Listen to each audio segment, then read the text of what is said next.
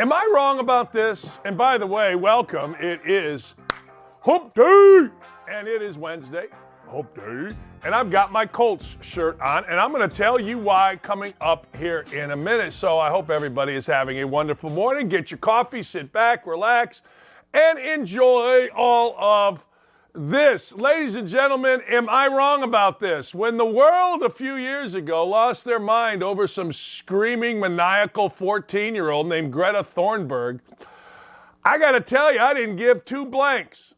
I didn't care even a little bit. I've raised teenagers. I know teenagers. I've coached teenagers.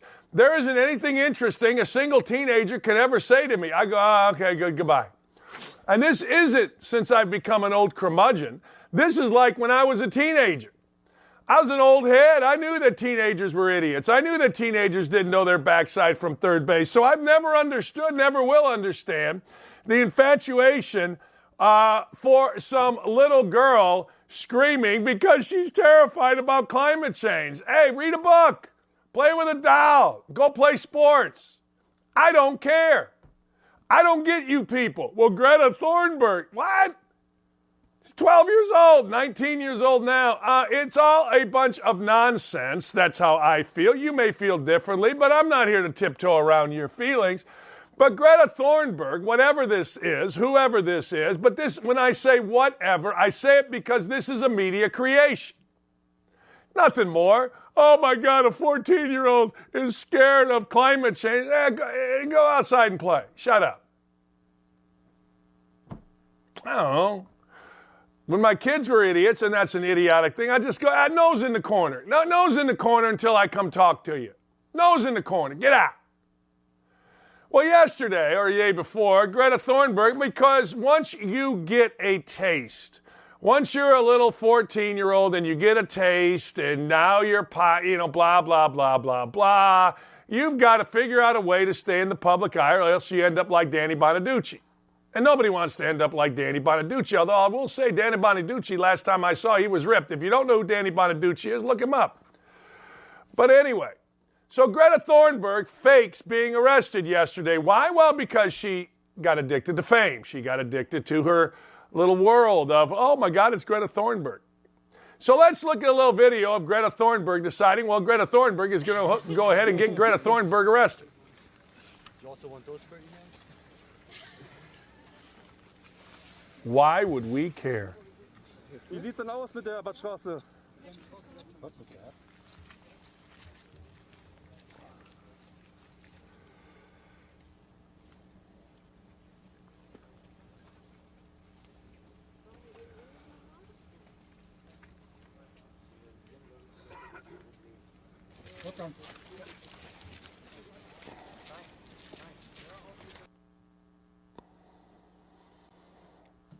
I don't get the world that we live in. I'm sorry, I don't.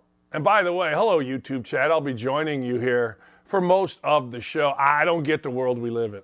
Did you see that? Who cares about that?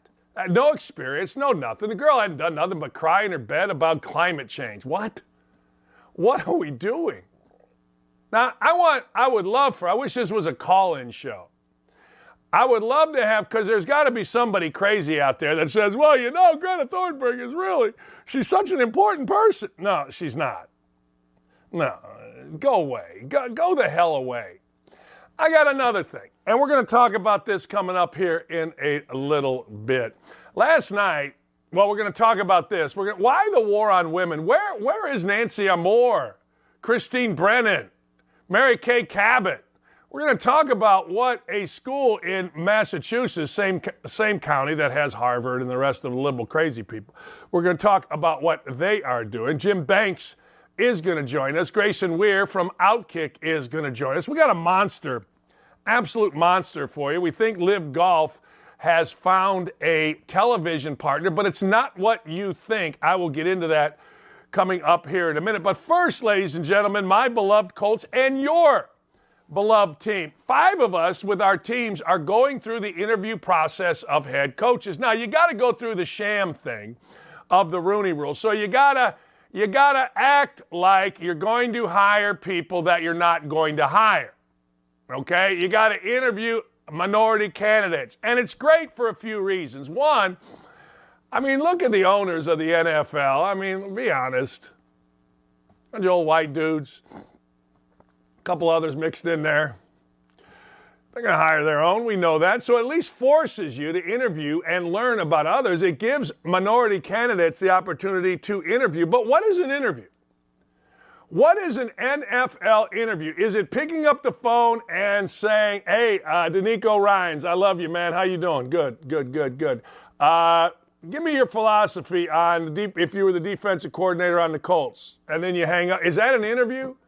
Like, our phone calls interviews? The reason I'm asking is because the Colts, we talked about this the other day, have interviewed 12 candidates, and it feels like most teams are interviewing and interviewing and interviewing and interviewing. So I guess my question becomes, are teams doing this, and in particular my beloved Colts, are they doing this to overcompensate the Rooney Rule? And in the Colts case, I want you to think about this.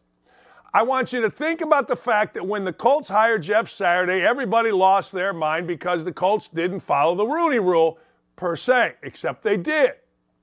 You don't have to do that for an interim coach. You just hire who you want. So the Colts hired the worst hire in the history of NFL football, Jeff Saturday. But now, in the offseason, when you're hiring a coach, you've got to satisfy the rule, the Rooney Rule. So they got 12 guys. I mean, look, they got more guys coming and going, black and white, and defensive coordinators, offensive coordinators, former, whatever. They got guys coming. 12 of them. Ironic, this regime with Chris Ballard has had 12 quarterbacks. Hey, thanks for watching Don't At Me with me, Dan Dockich. Make sure to like, subscribe, or click the notification bell for more of my beautiful face. Check out my full show to my right, or watch this other video. See ya.